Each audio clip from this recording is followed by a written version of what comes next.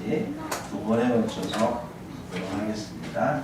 고린도전서 14장 26절 말씀입니다. 시작. 그런즉 형제들아 어찌할까? 우리가 모일 때에 각각 찬송시도 있으며 가르치는 말씀도 있으며 계시도 있으며 방언도 있으며 통역함도 있나니 모든 것을 거울 세우기 위하여 하라. 그런즉 형제들아 어찌하여 우리가 모일 때에 각각 찬송시도 있으며 가르치는 말씀도 있으며 계시도 있으며 방언도 있으며 통역함도 있나니 모든 것을 거울 세우기 위하여 하라. 아멘. 감사합니다. 잘 앉으시고요.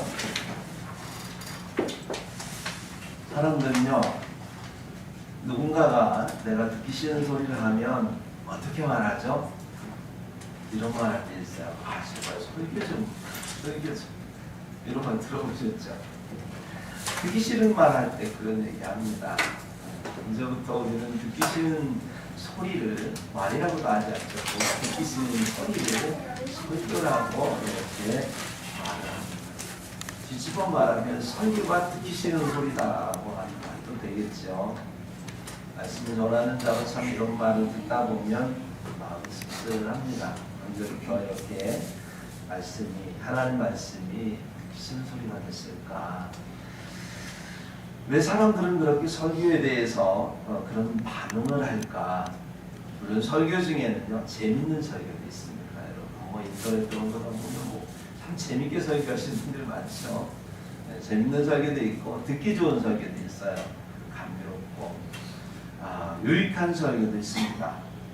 예화가 많고, 빅살스러운 유머가 많으면 참 재밌죠, 설교가. 한 시간 몇 개 가는지 몰라요. 더 듣고 싶고, 막 그래요. 또 청중들은 칭찬해주고 위로해주고 축복해주고 그러면 청중들은 되게 그 설교를 듣기를 좋아합니다. 또 청중들이 몰랐던 어떤 새로운 정보들을 많이 들려주면 굉장히 설교가 신선하게 들려요. 유익하다 이런 생각을 하게 됩니다. 그 사람들 설교를 듣고 나면 네 받았습니다 이런 말을 합니다. 그런데 과연 이게 설교일까? 우리 한번 생각해 봐야 됩니다.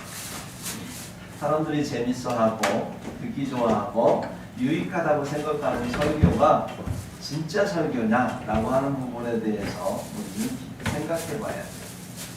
이 세 가지 설교의 공통점이 있습니다. 한 가지 공통점이 뭐냐면 인간 중심적이다. 청중의 입장에서 재미있고 청중의 입장에서 유익하고 청중의 입장에서 듣기 좋으면 좋은 설교요. 청중의 입장에서 재미없고 청중의 입장에서 무익하고 청중의 입장에서 듣기 싫으면 나쁜 설교다. 누가 판단하죠? 청중들이 판단하고 있어요. 그렇죠? 하나님이 판단하는 게 아니고 청중이 판단하고 있다는데 오류가 있습니다. 설교라고 하는 것은 청중을 위한, 청중이 원하는 강연이 아닙니다. 청중을 대변하는 연설도 아니고 청중을 선동하는 웅변도 아닙니다. 설교는요, 하나님 말씀을 배워나는 게 설교입니다. 하나님이 일일이 각각의 사람들에게 직접 나타나서 음성으로 말씀하실 수 없으실까요? 있으세요. 그런데 하나님은 나타나지 않으세요. 그리고 대언자를 세워서 그에게 당신의 말씀을 전하도록 하십니다. 이유가 뭐냐? 출애굽기 20장 18절 19절에 보니까 묻 백성이 우레와 번개와 나팔 소리와 산의 연기를 본지라 그들이 볼 때에 떨며 멀리 서서 모세에게 이르시되 당신이 우리에게 말씀하소서 우리가 들으리이다. 하나님이 우리에게 말씀하지 말게 하소서 우리가 죽을까 하나이다. 네, 이때부터 하나님은 말씀을 직접 하지 않으시기로 하신 거예요. 네. 여러분, 하나님의 말씀을 처음에 듣고 하나님을 만날 때는 얼마나 두렵고 떨리는지 여기 다 경험하신 분들이 많을 거예요. 하나님이 인생에 하나님의 그런 놀라운 경험을 한 두세 번 하면 많이 하는 거예요. 하나님 딱 한 번 만나 주실 때 있습니다. 너무 두렵습니다.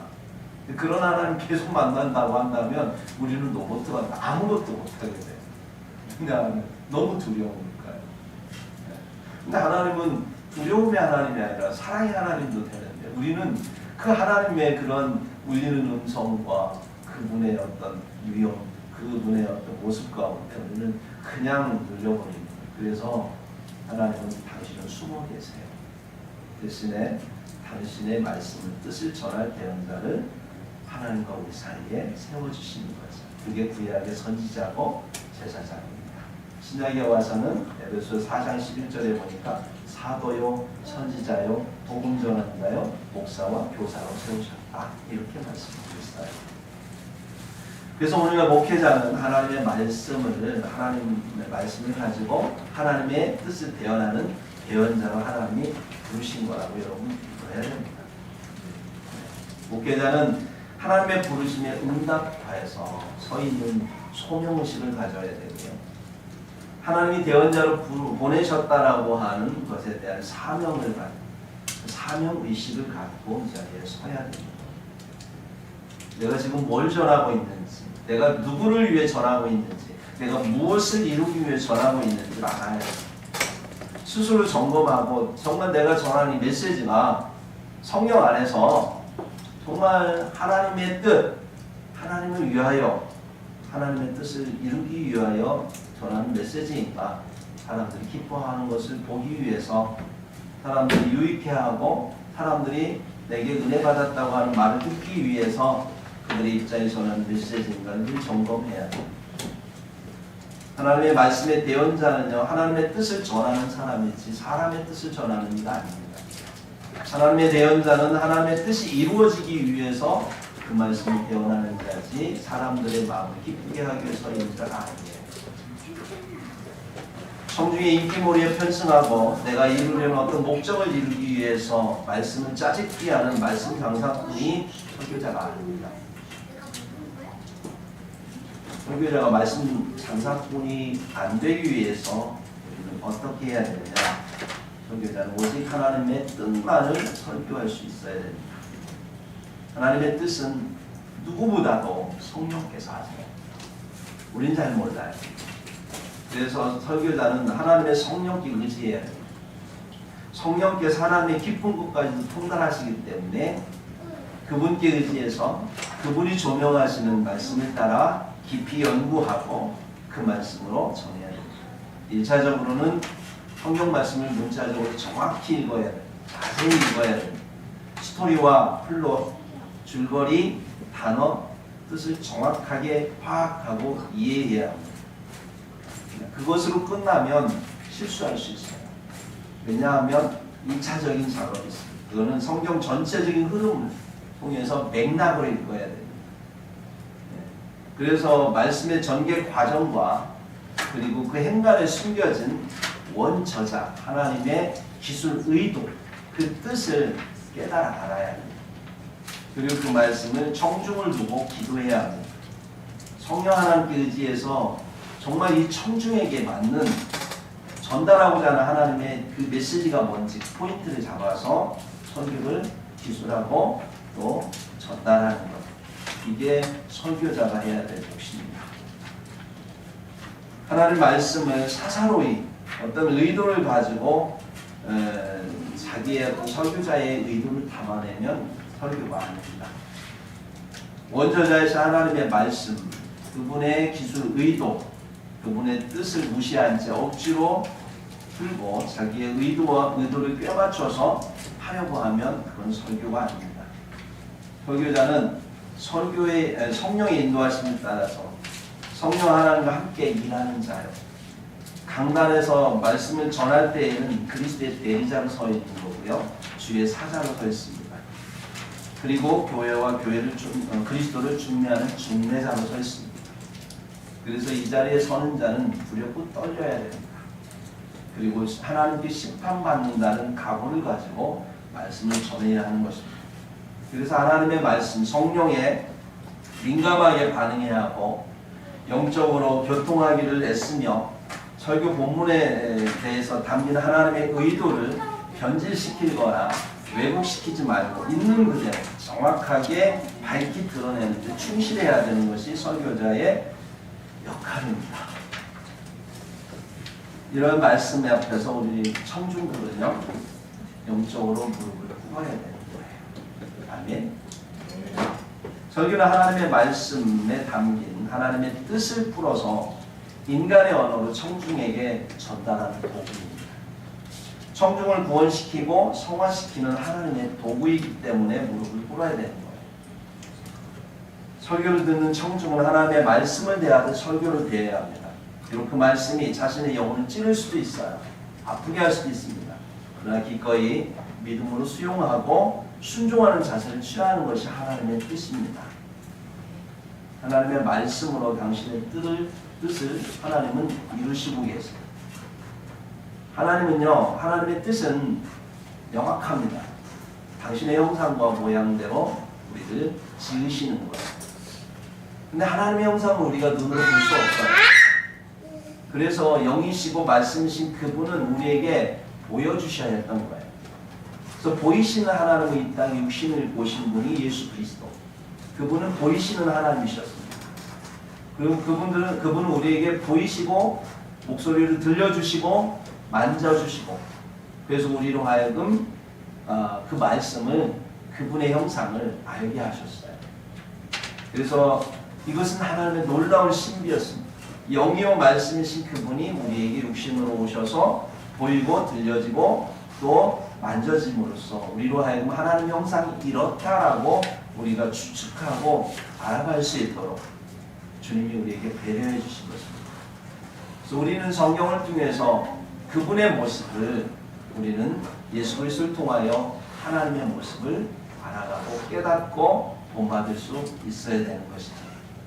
하나님은 그리스도로 인해서 우리에게 그 형상을 알리셨습니다. 그리고 그 형상을 이루기 위해서 당신의 해산의 수고를 하셨어요. 그게 뭐냐면 십자가입니다. 여인들이 아이를 낳기 위해서 산후의 고통을 겪듯이, 죽음의 고통을 겪듯이 우리 하나님도 십자가에 당신의 몸을 달려서 당신의 몸을 찢으시고 죽으셨습니다. 자칫 보이는 몸에 의해서 무한하신 하나님이 하나님의 형상이 그게 고착화됨으로 말미암아 하나님의 무한성이 왜곡되고 변질될까봐 당신은 당신의 몸을 찢으셨어요. 거기에 치우치지 않도록 보이는 하나님에 치우쳐서 원래 보이지 않는 하나님, 영이신 하나님, 말씀이신 하나님의 하나님을 오해할까봐 주님은 과감히 찢으시고 부활하셔서 올라가시고 우리에게 보이지 않는 하나님, 그 하나님 다시 오셨습니다. 그걸 바로 그리스도의 영, 하나님의 영, 성령이라 하는 것입니다. 그분이 바로 그리스도의 형상이십니다. 그분은 우리에게 오셔서 우리 안에서 그리스도의 형상을 지어가세요. 그래서 성령을 받아야 되는 거고요. 성령의 인도하심을 받으며 순종함으로 살아야 우리는 그리스도의 형상이 되어가는 거예요. 육으로 보이신 하나님 예수 그리스도께서 들려주시고 보여주시고 만지게 하신 그 말씀을 주님은 이 땅에 성령께서 오셔서 우리로 하여금 생각나게 하시고 깨닫게 하십니다. 그것을 설교자를 통해서 그 뜻을 깨달아 대언하게 하시고 청중들로 하여금 듣게 하십니다. 그게 바로 설교입니다. 그래서 설교 말씀을 들을 때에는 그 말씀이 우리 마음 가운데서 성령에 의해서 불같이 들릴 수 있고요. 방망이처럼 내 교만한 마음을 깨트리는 방망이와 같이 들려질 수 있고 우리의 영혼을 흔들기도 합니다. 좌우에 날선 어떤 검처럼 우리의 영과 혼과 몸과 관절과 골수를 찔러 쪼개기까지 하는 마음의 생각과 뜻을 판단하기도 하십니다. 그래서 말씀을 들을 때는 아파요. 힘들고 쓰라립니다.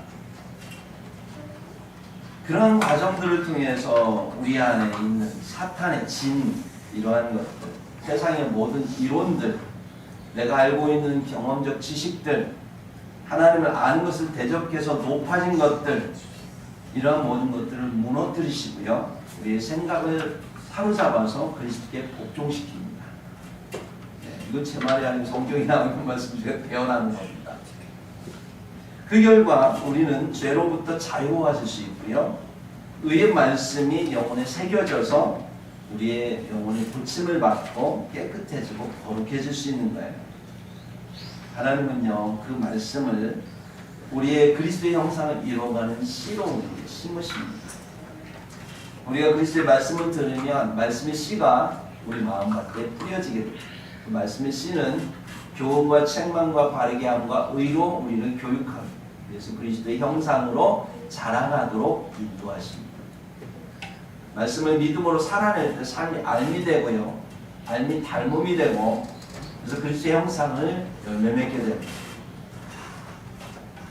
우리가 말씀이신 하나님의 아들을 믿는 것과 아는 일에 하나가 되게 하시고요, 우리의 인격이 그리스도의 장성한 분량에 충만한 데까지 이르게 하십니다. 우리 인격이 그리스도의 옷을 입혀서 온전한 새 사람이 되게 하고 그리스도인이 되게 합니다.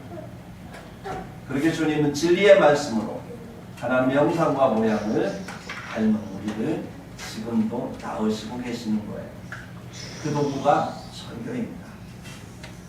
하나님의 말씀은 우리의 인격의 양식이에요. 우리의 영혼의 양식입니다. 그리스도인이라면 그 양식의 말씀을 평생 옆에 두고 읽고, 또 기호와 미간의 표를 삼고 입으로 암송하며 과연 그러한가 하여 그 상고하고 묵상하고 마음과 뜻에 두고 삶으로 행해야 됩니다. 이를 돕기 위해서 우리는 말씀의 밥상을 늘 차려놓고 그 말씀 앞에서 우리는 먹고 마시고 있는 거예요. 그 말씀의 밥상이 뭐냐면 설교입니다. 생명의 말씀을 바르게 알려주기 위해서 하나님의 종이 그 말씀의 밥상을 차리고 있죠. 하나님은 평생 하나님의 말씀을 연구하고, 그리고 하나님의 뜻을 풀어 전하는 제사장과 선지자, 오늘날 말하는 목사와 교사들을 세우셨습니다. 그리고 그들에게 말씀을 주시고 가르치시는 일을 위임하셨어요. 설교는 초대교회 때에도 사도들의 가르침을 통해서 예배 가운데 있었습니다. 이 말씀을 읽은 것처럼 사도들은 어디를 가나 하나님의 말씀을 전하고 가르치는 일에 힘썼습니다. 물론 우리가 살아가면서 자격증이 없어도 야매로 환자를 고칠 수 있습니다. 자, 앞에 있는 이 두 개는 야매로 했습니다. 근데 야매가 잘 됐는지 지금도 잘 작동합니다. 보통 야매는 얼마 못 간다는데, 하여튼 야매를 해도 돼요. 근데 왜 우리는 병에 걸리면 전문 의사에게 맡깁니까요? 왜냐하면 그분의 전문성을 믿기 때문에 그렇습니다. 그런 것처럼 하나님의 말씀을 읽고 해석하는 데 있어서 누구나 할 수 있어요. 그렇지만 예배 시간에 목회자에게 특별히 설교를 할 수 있도록 허락하고, 이 강단에 서서 여러분이 전할 수 있도록, 그리고 여러분이 듣고 있는 이유는 뭐예요? 말씀의 전문가로 그 전문성을 인정하기 때문에, 나아가 하나님의 대언자로 이 자리에 세웠다고 우리가 믿고 신뢰하고 그 위임한 것을 인정하기 때문에 여러분은 지금 여기에서 그 말씀을 듣고 있는 거예요. 하나님은 목회자를 통해서 평생 하나님의 말씀을 연구하고 또 헌신하고 영혼의 의사로서 서기를 하나님께서 부르시고 보내시고 위임하셨습니다. 육체의 의사든 영혼의 의사든 그 의사가 능력이 있어서 환자를 고치는 게 아닙니다. 환자를 고치는 것은 의사가 아니고 목사가 아니라 그 집도하시는 하나님이십니다. 그래서 영혼의 의사로 부름받은 설교자는 더더욱 하나님의 손에 온전히 붙들려만 있어야 되고요. 그 능력을 온전히 하나님 앞에 맡기는 것입니다. 여러분도 마찬가지로 앞에 있는 설교자의 능력에 여러분들이 의탁하면 안 되고요. 말씀을 들으면 그 말씀 앞에 여러분을 위탁해야 돼요. 그 말씀의 하나님이 여러분을 고치시고 세워가시고 자라게 하시는 겁니다. 자칫 한국교회 성도들은 이 설교자가 능력이 있어야 된다고 생각해요. 그건 착각입니다. 큰 교회 설교자는 능력이 있는 것 같고 작은 교회 설교자는 능력이 없다. 이건 착각이에요. 사람이 하는 겁니까? 웅변이라니까요. 강연이라니까요. 설교가 아니라니까요. 왜 강연 듣고 웅변 들으면서 내가 변화된 것을 가지고 그게 바로 그분의 능력이라고 생각하는 것은 이거는 하나님 앞에서 큰 잘못된 판단입니다. 하나님의 말씀이 나를 붙이고 나를 세우고 나를 일으키는 거예요. 그러므로 선교자가 능력이 있는 거 아니라, 물론 선교자가 하나님의 말씀 앞에 하나님이 그 말씀으로 역사하실 수 있도록 최선을 다해 하나님의 말씀을 전하는 것은 선교자의 능력입니다. 그러나 변화를 일으키고 뭔가를 나타내는 능력은 하나님이 하시는 거지, 선교자가 설교가 능통하고 유창해서 능력이 일어나는 게 아닙니다. 반드시 그런 부분을 착각하지 마시고, 작은 교회 다니고 작은 교회 목사 설교를 듣는다고 능력이 없다 생각하시면 이거는 하나님 앞에 불경스러워요. 그럴 분 없겠죠? 아멘. 감사합니다. 하나님 성도 여러분, 기독교는 말씀의 종교입니다. 말씀이 곧 하나님이시기 때문에 말씀이 없는 예배는 예배라고 할 수 없습니다. 물론 찬송 안에도 말씀이 있고요, 기도 안에도 말씀이 있어요. 그렇지만 설교만큼 하나님의 뜻을 깊고 넓게 담아낼 수 있는 부분은 예배 안에 없습니다. 그래서 이 설교 말씀을 중심으로 해서 찬양을 앞에 하는 이유가 마음을 열게 하기 위해서, 몸과 마음을 열고 말씀을 받아들일 수 있도록 마음의 그 밭을 일구기 위해서 찬양하는 거고요. 또 기도는 그 들은 말씀을 가지고 내 소망에 담아서 그 하나님 앞에 드리는 영혼의 향기가 되는 것, 말씀 뜻이 이루어져요. 그래서 찬양과 기도는 내가 하나님께 드리는 영혼의 제물입니다. 그렇다면 설교 말씀은요, 하나님이 우리에게 주시는 신령한 은사예요. 그래서 하나님이 주시는 그러한 생명의 떡, 이게 바로 설교이기 때문에 이러한 우리가 드리는 찬양과 또 기도, 하나님이 우리에게 주시는 말씀, 이를 통해서 서로 교통함으로 예배가 진행이 되는 거예요. 그래서 예배라는 하나님 나라의 잔치에 와서 생명의 떡을 먹지 못하고 또 성령의 포도주를 마시지 못하고 집에 돌아간다면 불쌍한 성도입니다. 여러분, 하나님 말씀이 재미있고 유익하고 듣기 좋은 그런 말씀으로 나를 즐겁게 하고 기쁘게 하는 것, 거기에만 치중하지 마시기 바랍니다. 물론 설교가 그랬으면 더 좋지요. 설교자가 더 유익하고 더 재미있게 같은 말씀이라도 전달자가 참 더 많은 그런 인간적 능력이 있다면 그 하나님의 말씀이 더 깊이 있게 들어올 수 있겠죠. 그렇지만 그러나 본질은 하나님의 말씀은 나를 즐겁게 하거나 나를 기쁘게 하거나 그러한 내 중심에 나를 위한 것이 아니라 하나님의 뜻을 이루기 위한 것이기 때문에 우리는 그 말씀이 나를 아프게 하고 때로는 힘들게 하고 고통스럽게 해도 그 말씀을 영혼의 양식으로 받아들이면 우리에게 그 말씀은 약이 될 겁니다. 하나님의 사랑이 될 것입니다. 중요한 건 설교 말씀을 듣기에 내 마음이 어떠한가가 더 중요한 거예요. 내 마음이 어떠냐가 중요한 게 아니라 그 말씀을 들을 때에 내 안에서 성령께서 일하고 계시느냐가 더 중요한 겁니다. 성령의 역사로 내 영혼이 죽음에서 살아나는 것, 죄에서 자유해지는 것, 억눌림과 또한 얽매임에서 풀려나는 것, 그래서 하나님 주시고자 하는 평안과 기쁨과 감사가 넘친다면, 그래서 내 영혼이 부활한다면, 그래서 속사람이 강건해지고 그리스도의 형상이 내 안에서 자라간다면, 그러면 그 말씀이 비록 딱딱하고 또 건조하고 내가 받아들이기에 내 본능이 거리낌이 있다 할지라도 아멘으로 화답한다면 그 영적인 선물로 하나님께서 주시는 것을 받아들이게 되는 것입니다. 그러면 우리는 한층 성장하게 되는 것이죠. 히브리서 5장 14절 말씀을 여러분이 전달하면서 말씀을 마무리하겠습니다. 단단한 음식은 장성한 자의 것이니 그들은 내 마음의 감정이 아니라 지각을 사용함으로, 감정을 사용해서 말씀 받는 게 아니고요, 지각을 사용함으로 연단을 받아 선악을 분별하는 자들입니다. 아멘. 말씀을 들을 때에 그 말씀이 여러분을 성장시키는 하나님의 생명의 떡의 말씀이 되기를 예수 그리스도의 축복합니다. 네. 기도하겠습니다.